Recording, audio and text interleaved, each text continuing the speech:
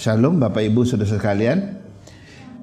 Mari kita kembali melihat firman Tuhan, tema bulanan kita, Righteousness of God. Ini bicara tentang kebenaran Allah. Nah, saudara-saudara, slide kedua. Saudara-saudara, kita sudah belajar sepanjang minggu ini bahwa kita sudah melihat seri pertama, slide kedua. Ya, kita sudah lihat dalam 4 minggu berturut-turut apa itu kebenaran. Ya, kita sudah selesai kebenaran sejati, kita juga sudah belajar. Lalu minggu ketiga tanda-tanda kebenaran Allah. Dan yang keempat minggu lalu kita sudah lihat fungsi atau pentingnya kebenaran Allah. Dan di sana kita sudah belajar fungsi dan pentingnya kebenaran Allah itu supaya iman kita nggak sia-sia. Saudara ke gereja nggak sia-sia, saudara berdoa nggak sia-sia, saudara beribadah nggak sia-sia. Karena betul-betul kebenaran Allah itu adalah dapat dipegang sebagai kebenaran. Kemudian untuk memerdekakan kita. Ada banyak hal yang bisa mengikat kita, menjebak kita di dunia ini. Tapi dengan kebenaran Allah kita akan dimerdekakan, saudara-saudara. Dan yang terakhir kita sudah lihat bahwa untuk memelihara hidup kita, mengkuduskan kita. Saudara, fungsi kebenaran yang ketiga ini menarik sekali. Bahwa akhirnya sebenarnya Tuhan menggembalakan setiap kita dengan firman-Nya. Ya, pendeta terbatas, hamba Tuhan terbatas. Ya, majelis terbatas, tapi Allah tidak terbatas. Lewat firman-Nya Dia akan menggembalakan pribadi lepas pribadi. Ketika engkau lemah, Tuhan kuatkan. Ketika engkau sedih, Tuhan hiburkan. Dan ketika engkau merasa putus asa, Tuhan menuntun engkau untuk kembali kuat, kembali di hadapan Dia. Kita sudah melihat itu, saudara, ya. Nah, hari ini adalah minggu kelima. Maka ada seri yang kelima. Seri yang kelima ini berbicara tentang kebenaran Allah versus kebenaran manusia, saudara-saudara. Ya, kebenaran Allah itu dipertentangkan dengan kebenaran manusia. Ya, seringkali kita ini manusia yang tegar tengkuk ya, atau keras kepala. Kita sudah tahu kebenaran Allah, kita masih pegang kebenaran diri kita. Kita sudah tahu kebenaran firman, kita masih berpegang kepada kebenaran kita. Akhirnya apa? Terjadilah perpentingan antara kebenaran kita, kebenaran Allah. Akhirnya kita adu, gitu saudara ya. Kita pingin menang, kita pingin Tuhan yang mengalah, dan Tuhan yang harus ikut kita. Saudara, itu satu sikap yang sangat-sangat tidak benar gitu ya. Nah, karena itu pertanyaannya begini. Ya, seperti apakah kebenaran Allah versus kebenaran manusia?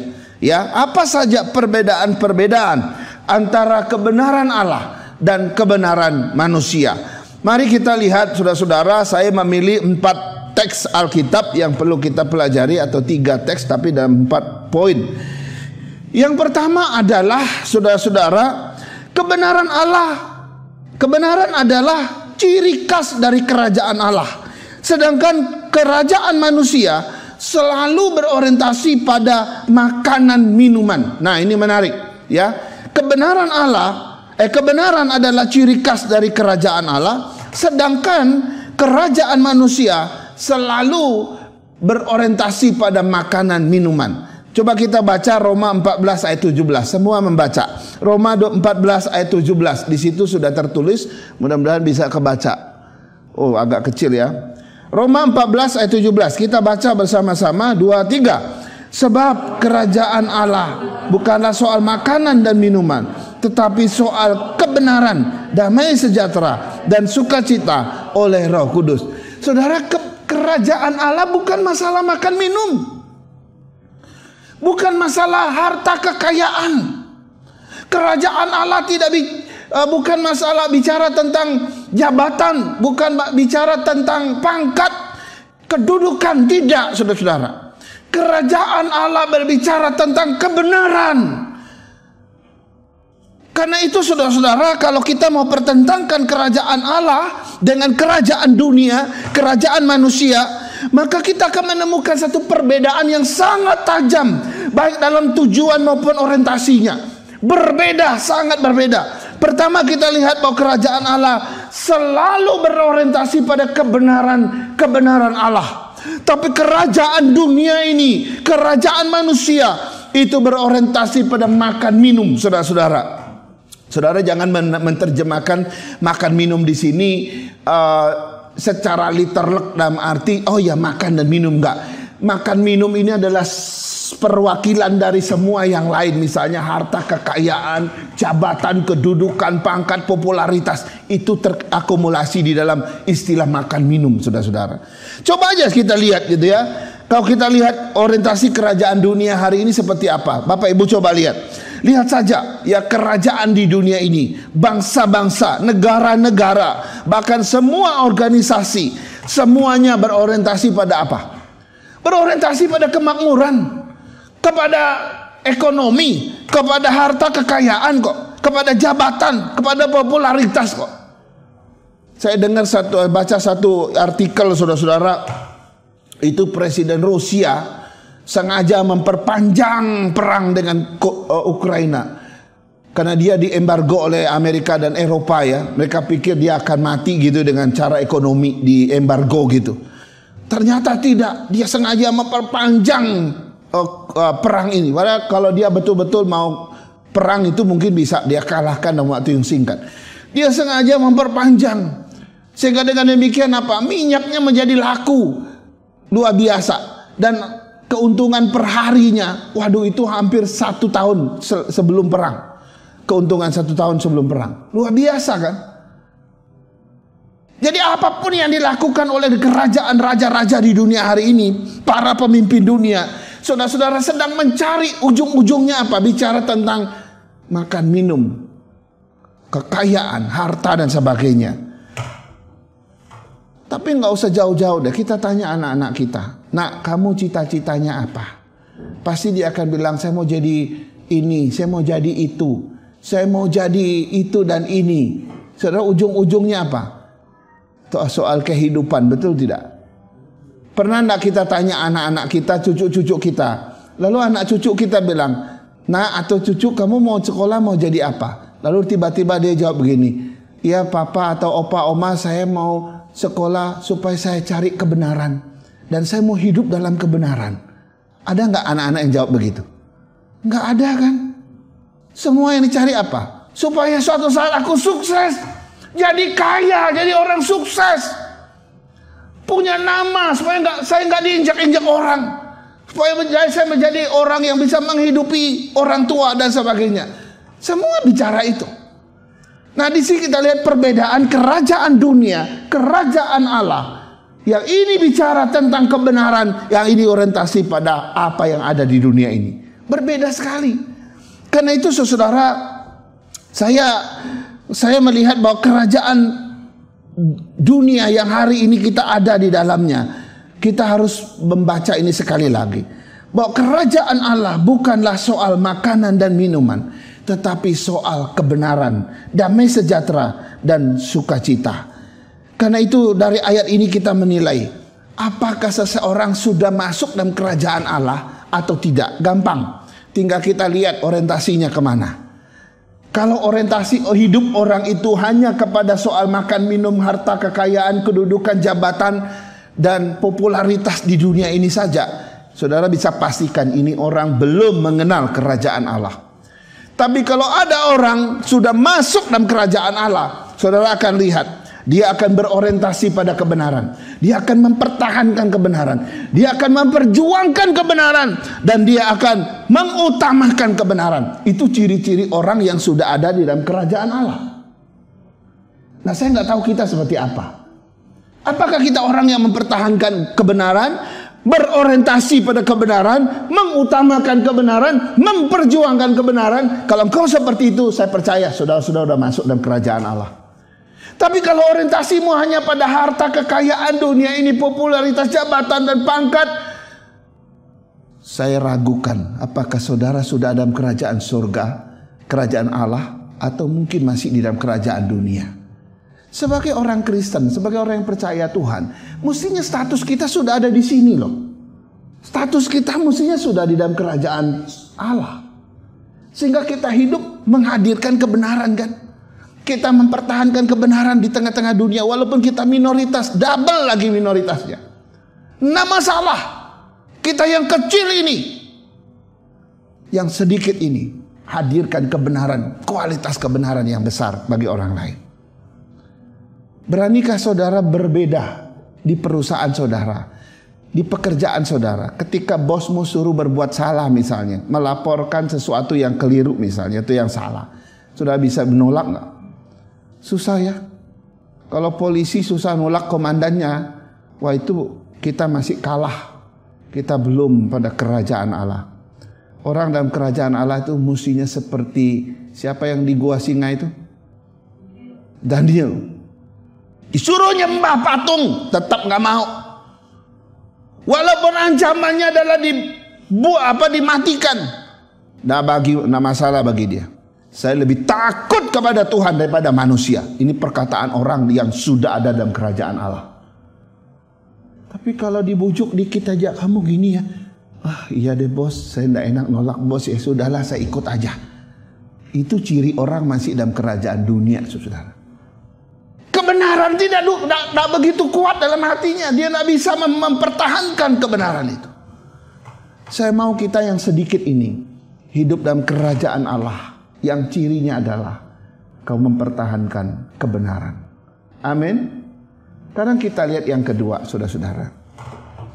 Yang kedua, versus yang kedua adalah kebenaran Allah selalu mendatangkan damai sejahtera dan sukacita, sedangkan kebenaran manusia hampa adanya.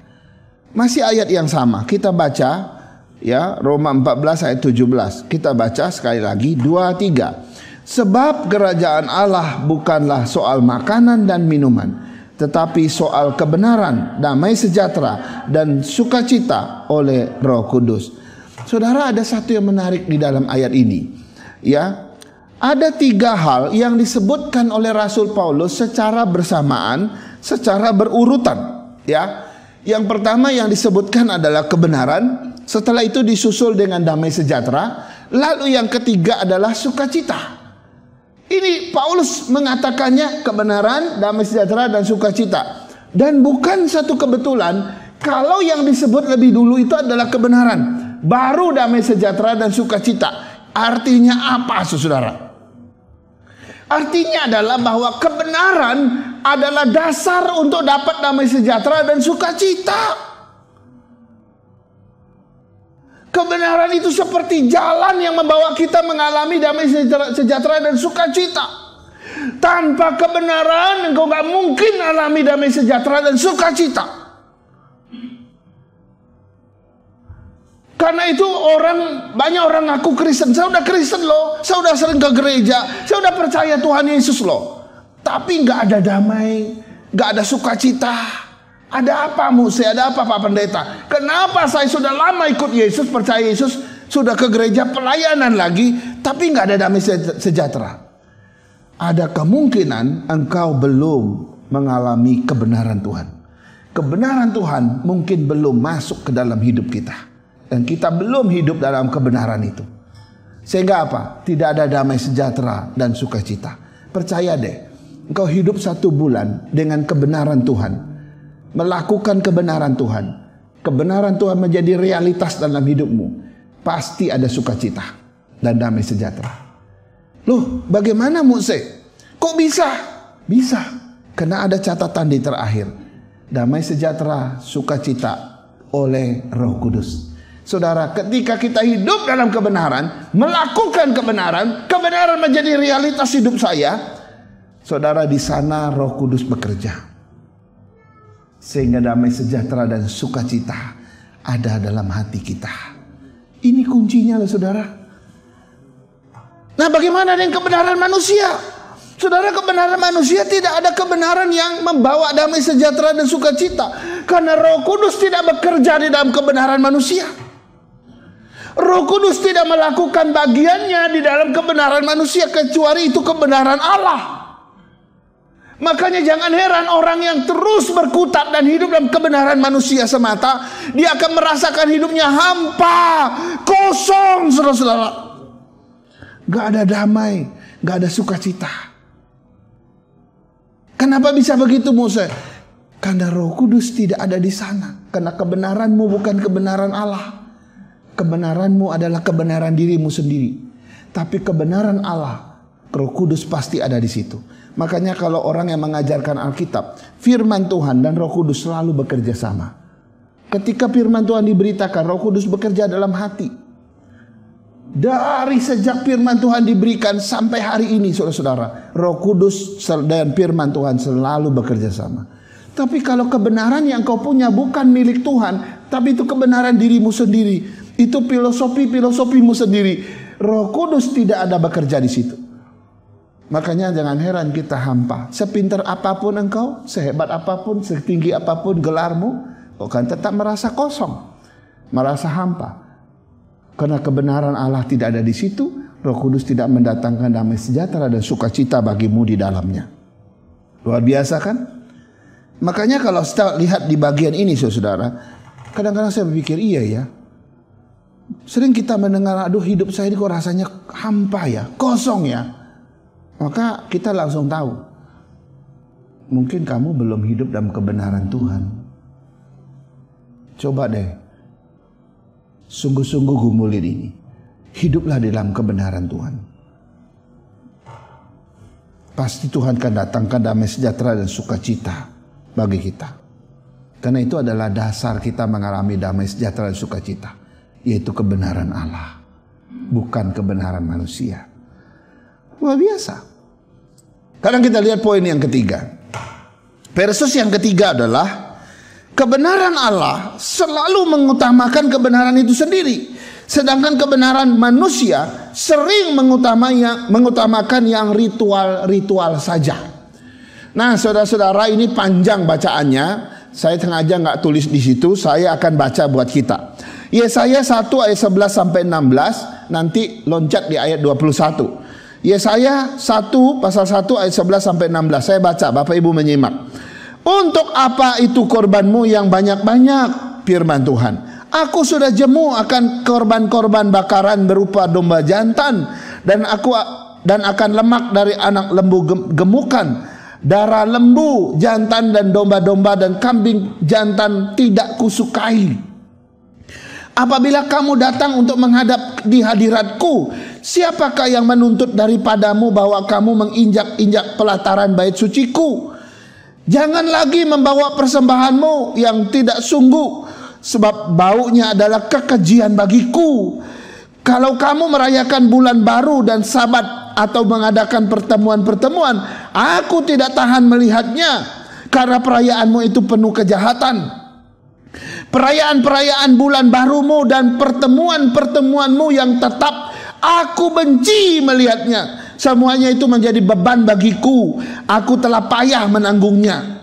Apabila kamu menadahkan tanganmu untuk berdoa, aku memalingkan mukaku. Bahkan sekalipun kamu berkali-kali berdoa, aku tidak akan mendengarkannya. Sebab tanganmu penuh dengan darah. Basuhlah, bersihkanlah dirimu. Jauhkanlah perbuatan-perbuatanmu yang jahat dari depan mataku. Berhentilah berbuat jahat. Sekarang ayat 21. Bagaimana ini? Kota yang dahulu setia sekarang sudah menjadi sundal. Tadinya penuh keadilan dan di situ selalu diam kebenaran. Tetapi sekarang penuh pembunuh. Saudara, ini sebenarnya perkataan Tuhan melalui Nabi Yesaya. Tuhan itu tiba-tiba benci kepada ibadah-ibadahnya orang Israel. Di situ dikatakan apa? Aku sudah jemuh, aku nggak suka, aku jijik, aku tidak tahan melihatnya, aku benci, aku memalingkan mukaku, aku tidak mau mendengarkan doamu dan sebagainya. Tiba-tiba Tuhan omong ini, saudara, mengagetkan nggak? Bukankah dulu yang jauh sebelumnya Tuhan yang kasih tahu tata cara para imam mempersembahkan korban kepada dia? Kalau kalian mau ibadah harusnya begini, datang ke bait suci, ke bait Allah, ya, persembahkan lemak-lemak korban domba jantan yang terpilih, lalu gini cara. Jangan dalam keimamatan orang Yahudi itu detil sekali cara ibadah mereka yang Tuhan sendiri kasih tahu aturan itu.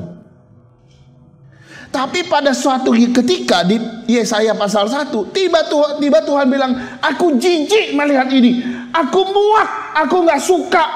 Apalagi dia bilang, aku benci. Nah, saudara-saudara, Pertanyaan yang muncul di hati saya dan saudara begini, kenapa Tuhan tiba-tiba membenci ibadah orang Israel? Kenapa dia tiba-tiba gak mau mendengar doa mereka? Kenapa dia tiba-tiba tidak mau lagi melihat bagaimana ibadah dan persembahan korban mereka kepada dia? Kenapa? Jawabannya ada di ayat 21, saudara-saudara. Ternyata kota mereka yang dahulu setia sekarang sudah sundal. Kemudian kota mereka yang dahulu penuh keadilan dan di situ selalu diam kebenaran, sekarang sudah nggak ada lagi. Ini alasan dia menolak. Saya sampai pada kesimpulan yang menarik. Saudara, akhirnya begini. Tuhan menolak ibadah mereka, doa mereka, seluruh persembahan dan korban mereka. Kenapa? Karena mereka telah kehilangan kebenaran Allah. Ini intinya. Saudara, waktu saya renungkan bagian ini benar juga ya. Tuhan gak mau, saudara-saudara. Tuhan lebih menyukai mana? Mose, kalau sudah bertanya begitu.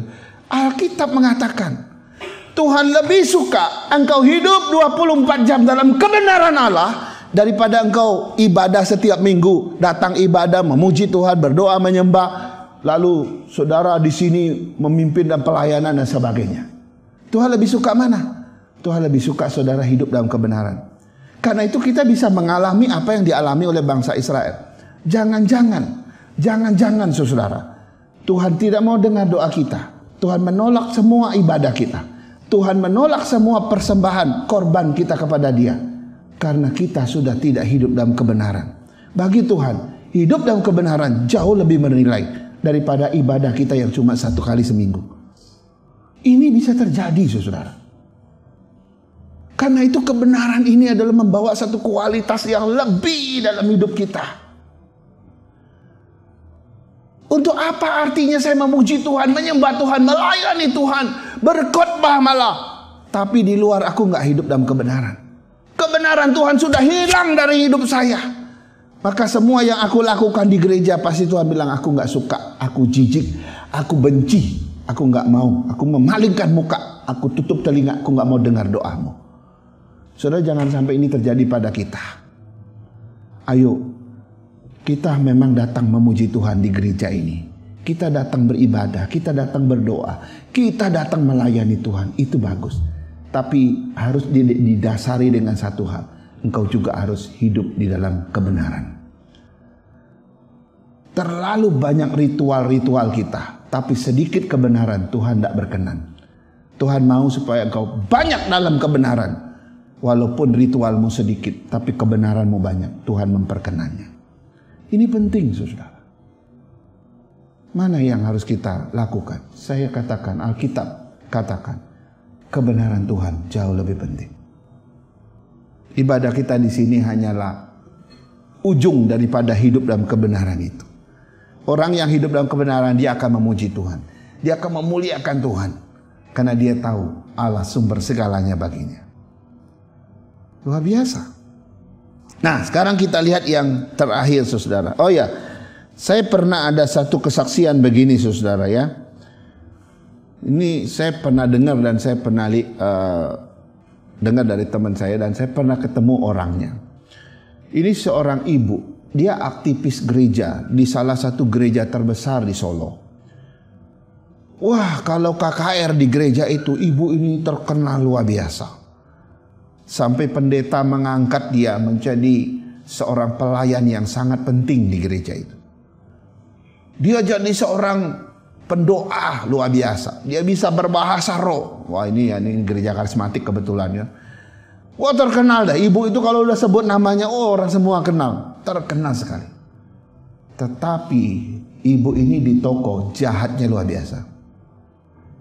Dia nggak berperi kemanusiaan kepada karyawan-karyawan dia. Karyawan Kristen dialah yang menceritakan kepada kita. Itu ibu di depan gereja luar biasa begini. Tapi kalau di toko Pak Pendeta enggak begitu. Kami semua diinjak-injak sama dia. Jahatnya luar biasa. Ya. Hak kita bisa diambil, hak kita bisa ditahan, hak kita bisa diambil dan suruh usir kita tanpa membayar dan sebagainya. Wah, begitu ya? Iya. Ini yang saya bilang. Apa artinya engkau menyembah Tuhan di sini? Engkau melayani Tuhan di sini? Engkau melakukan pekerjaan Tuhan di sini? Kalau di luar sana engkau nggak hidup dalam kebenaran. Makanya Tuhan menolak semua ibadah orang Yahudi, orang-orang Israel. Karena mereka sudah kehilangan kebenaran dalam hidup mereka. Saya tidak mau kita mengalami hal ini, saudara.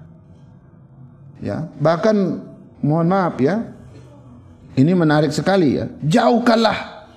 Jauhkanlah daripadaku keramaian, nyanyian-nyanyianmu, lagu gambusmu tidak mau aku dengar. Tapi biarlah keadilan bergulung-gulung seperti air dan kebenaran seperti sungai yang selalu mengalir. Coba lihat, Tuhan prioritas yang mana? Tuhan prioritas hidup dalam kebenaran. Ibadah itu hanyalah bagian kecil dari kebenaran. Ini menurut Amos 5 ayat 23 sampai 24. Luar biasa kan?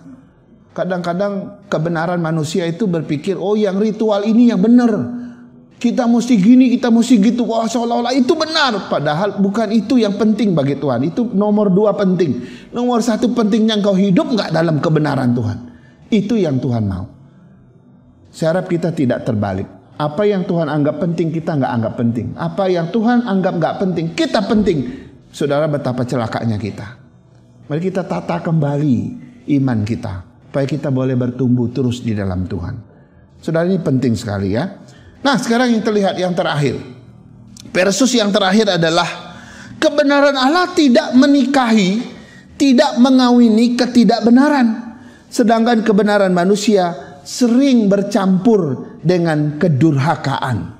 Wow. Saya baca sekali lagi ya. Kebenaran Allah tidak menikahi atau mengawini ketidakbenaran. Sedangkan kebenaran manusia sering bercampur dengan kedurhakaan. Saya baca 2 Korintus 6 ayat 14. Janganlah kamu merupakan pasangan yang tidak seimbang dengan orang-orang yang tidak percaya. Sebab persamaan apakah terdapat antara kebenaran dan kedurhakaan? Atau bagaimana terang dapat bersatu dengan gelap? Mungkin sudah pikir ini saya kok khotbahin ayat ini sih? Karena kebanyakan orang khotbah ayat ini hanya untuk orang yang mau menikah, ya kan? Atau untuk anak-anak muda yang lagi cari pacar. Selalu yang diajarkan dari ayat ini apa? Kamu pemuda Kristen, pemudi Kristen ya? Iya, nggak boleh nikah dengan orang yang tidak seiman. Selalu itu yang ditekankan dari ayat ini. Oke, itu nggak salah. Tapi sebenarnya ada satu yang lebih penting, lebih dasar, lebih esensi. Apa itu? Saudara, ketika engkau menikah dengan orang yang tidak seiman, ketika engkau menikah dengan orang yang tidak percaya Yesus, engkau sedang mengawinkan kebenaran Allah dengan ketidakbenaran. Ini nggak mungkin. Dan engkau melawan Tuhan di situ. Kalau anak-anak kita tahu prinsip ini, pasti dia nggak berani menikah dengan orang yang nggak seiman. Sebab ketika dia menikah dengan orang yang nggak percaya Tuhan, dia sedang membawa kebenaran Allah dengan kebenaran kedurhakaan, dengan ketidakbenaran, dikawinkan sama dia. Dan Tuhan tidak boleh. Dan kau sedang melawan Tuhan. Ini anak-anak muda harus tahu. Mungkin cowok yang datang lamar kamu, tembak kamu suatu saat, dia cowok yang ganteng, dia cowok yang banyak harta. Datang ngapelin kamu aja bawa mobil BMW. Tahu BMW? Bajai merah warnanya.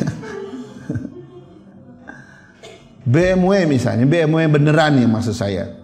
Langsung kamu lihat, waduh cakep, kaya lagi. Sayang dia cuma belum percaya Tuhan. Ya udah nggak apa-apa lah papa mama, yang penting kan dia kaya. Atau mungkin anaknya nggak mau, papa kan dia tak seiman sama saya. Papa mamanya bilang nggak apa-apa nak, nikah aja sama dia, ini bisa perbaiki ekonomi kita.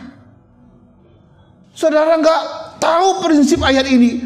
Ketika kau menikahkan anakmu dengan orang yang nggak seiman, kau sedang mengawinkan kebenaran Allah dengan ketidakbenaran dan kedurhakaan disatukan. Kau sedang mempertentang apa? Menyatukan terang dengan gelap. Dan tidak mungkin itu terjadi kata Tuhan.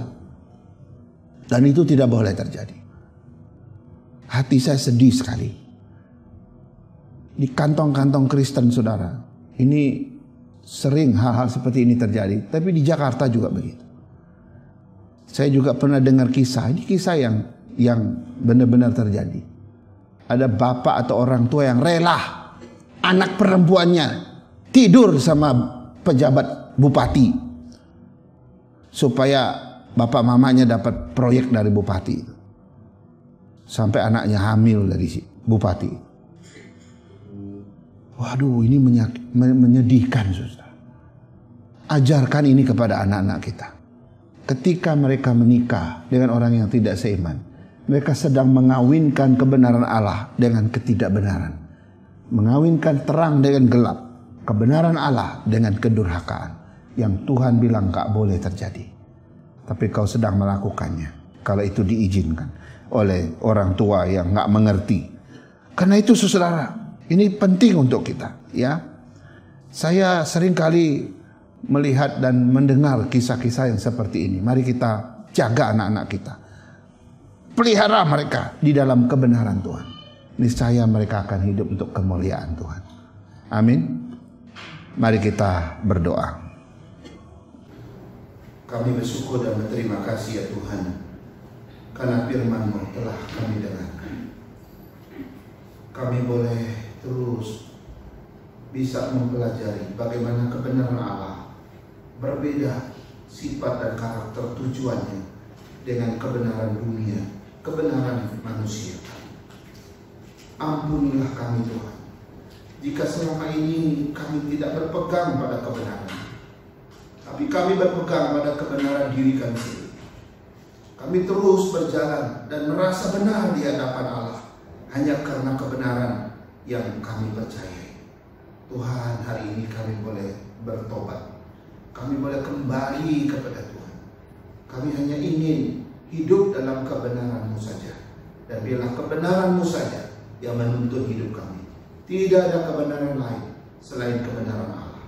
Berkati jemaat-Mu Tuhan dengan segala kebenaran firman yang sudah mereka dengar. Biarlah kebenaran firman Tuhan ini terus terngiang-ngiang di telinga dan di hati kami. Oleh Roh Kudus menanamkannya lebih dalam, sehingga ini menjadi bagian yang penting. Sehingga kami tahu bagaimana kami harus bertindak, berkata-kata, mengambil keputusan di atas kebenaran Allah. Hamba-Mu telah berhenti, Roh Kudus terus berbicara. Kami berdoa dan menyerahkan firman Tuhan ini di dalam nama Tuhan Yesus. Haleluya. Amin. Amin.